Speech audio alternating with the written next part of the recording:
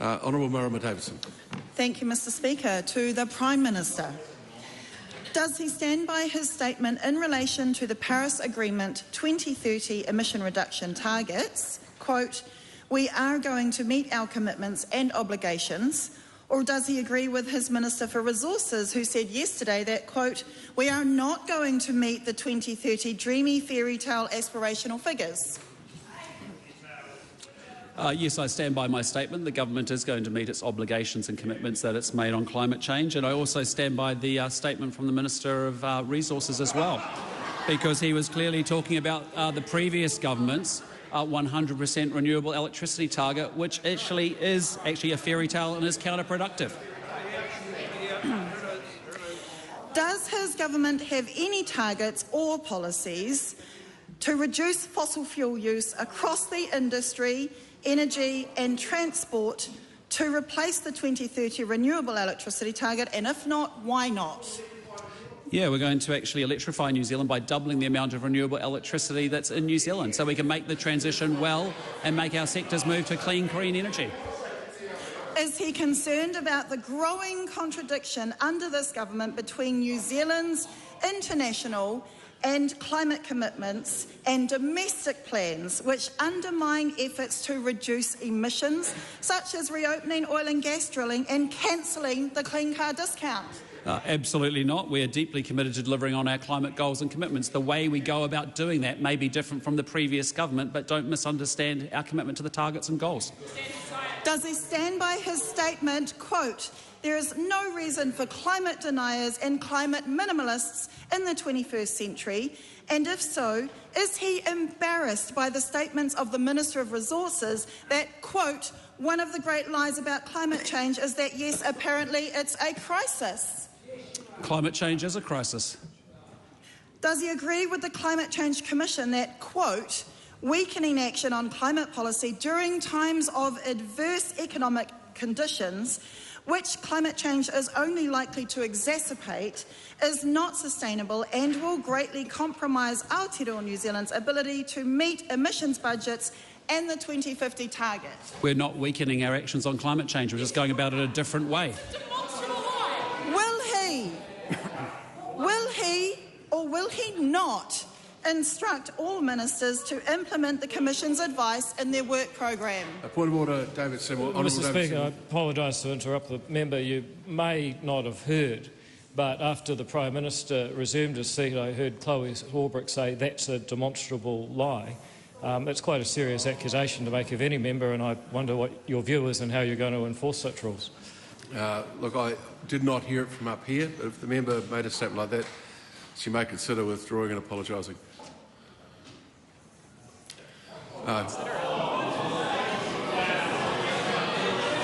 Speaking of the point of order, Mr. Speaker? Yes. My point was it is demonstrable. Point of order. Point of order, please. Point of order, Honourable Mr. Speaker, Winston Peters. I think the member should be given a chance to withdraw that, because it may well be on the Hansard audio record, and if that's the case, then we know where this goes after that. There are all sorts of statements on the Hansard record, including from that very minister. Excuse me, start again. I'll call the member so the whole House can hear her. The Honourable Marama Davidson speaking to the point of order. Thank you, Mr. Speaker. I apologise.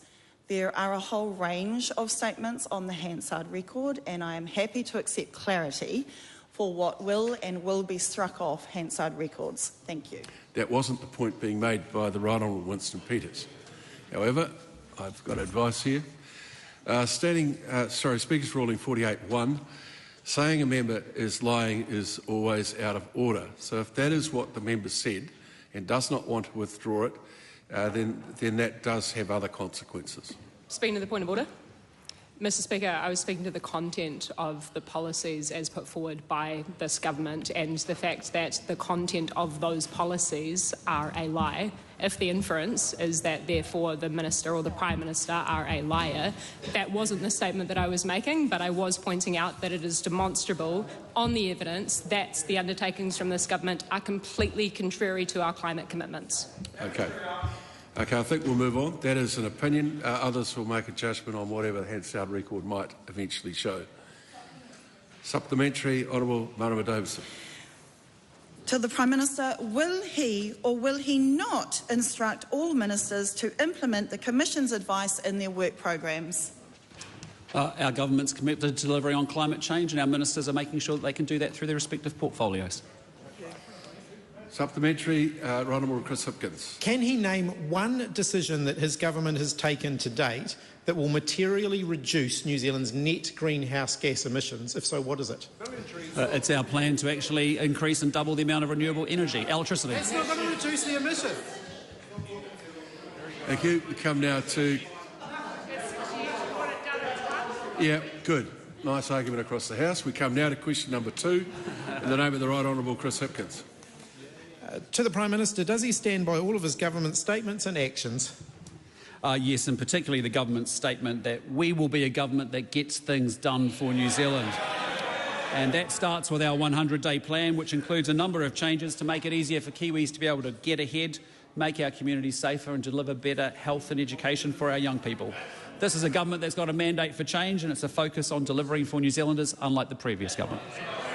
Does he stand by his government's commitment in the National Act Agreement to, quote, review whether the firearms registry is effectively improving public safety, end quote, or does he agree with Mark Mitchell that the registry was justified as the country, without a doubt, has an issue with licensed firearm holders going in and buying on order for people who don't have licences, mostly gang members and organised crime?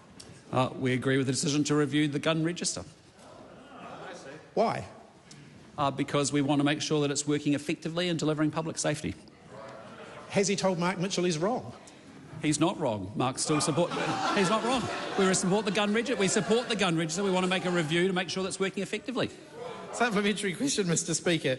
Does he agree with David Seymour that ACT's proposal to have a debate and referendum on the treaty, you know, the coalition government has agreed to go halfway with that and then re-evaluate and perhaps proceed further, and it will actually enhance the mana of the treaty? Or does he agree with Christopher Luxon that we will pursue a treaty principles bill to select committee and that is as far as it will go?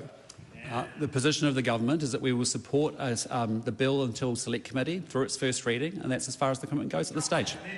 Supplementary question. What's the point of sending a bill to a select committee that the government intends to vote down, other than to waste thousands of hours of people's time and a lot of taxpayers' money?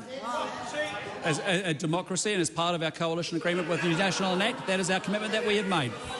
Mr Speaker, is this the first example of the government's reduction in waste, that they're going to vote in favour of a bill going to select committee that they have no intention of passing into law? Look, I think it's a bit rich for that member to talk about wasteful government spending. He led a government that undertook so much wasteful government spending it drove domestic inflation, drove interest rates up, slowed our economic growth up and put at risk employment. So no disrespect, not taking any lectures from that member. The Honourable Grant Robertson. Thank you very much, Mr Speaker. My question is to the Minister of Finance. What is the total cost to the government of the tax relief outlined in the policy program of the government as expressed in the coalition agreements? Thank you, Mr Speaker. The government stands by the commitments set out in our coalition agreements. The advice I have received on the potential fiscal impact of tax relief is obviously budget sensitive, and I look forward to updating the House on details in due course. Supplementary question, Mr Speaker. Does she stand by the answers she's given in this House that she does not know what specific revenue initiatives will fund the tax relief program? I would have to see that comment in context to believe that it has been fairly represented in the House. We believe members. Supplementary question, Mr Speaker. How can she say that she will deliver fiscally neutral tax relief when she doesn't know how much it's going to cost?